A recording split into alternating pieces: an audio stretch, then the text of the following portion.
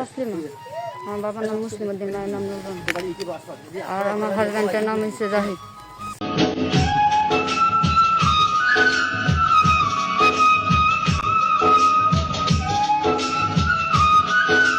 জাহিদের বাবার নাম হচ্ছে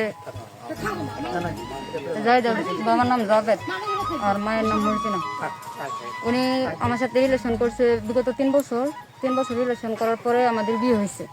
বিয়ে হওয়ার পরে উনি আমার সাথে ছিল, থাকার পরে হঠাৎ করে উনি না বলে চলে আসছে। আপনাদের বিয়ে কোথায় হয়েছে? আমাদের বিয়ে হয়েছে, আমাদের রিলেশন করে বিয়ে হয়েছে, মানে হয়েছে মানে এক জায়গায় ঘুরতে গেছি, ওইখান থেকে বিয়ে আপনার হয়েছে। কি বিয়ে কি রেজিস্ট্রি হয়েছে না? হ্যাঁ, রেস্টি হয়েছে। রেজিস্ট্রি কাবিননামা কাগজ আছে হ্যাঁ, আপনার? কাবিননামা কাগজ আছে, সবকিছু কত আছে। টাকা দিনমোহর করছিল? 5 লক্ষ। এখন জাহিদ কোথায় আছে? এখন জাহিদ বাড়িতেই আছে, কিন্তু সবাই লুকায় রাখছে, ও আসতেছে না সামনে। আপনার সাথে জাহিদের কতদিন দিয়ে কথা হয় না? এই ও আসছে পরের থেকে 1 মাস ধরে। আমি ফোন দিলে ওর নাম্বার খুলে বন্ধ করে রেখে দেয়। আপনি জাহিদের ঠিকানা কোথায় পাইছেন? আমি জাহিদের ঠিকানা পাইছি, ওর ভোটার আইডি কার্ডে ছিল, এই কইরা পরে ওইদিকে এই পর্যন্ত আসছি, মানে অটো নিয়ে হেরা। এখানে আসার পরে জাহিদের বাবা মা আপনার সাথে কোনো খারাপ আচরণ করছে?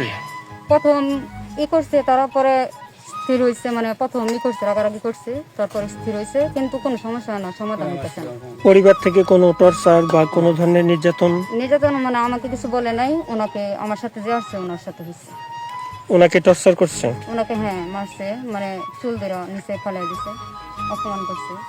তো আপনি এখন সর্বসাকুল্যে আপনি কি চাচ্ছেন? এখানে আমি তো সর্বসাকুল্যে চাচ্ছি যে আমার এখানে বিয়ে হয়েছে, আমার সংসার।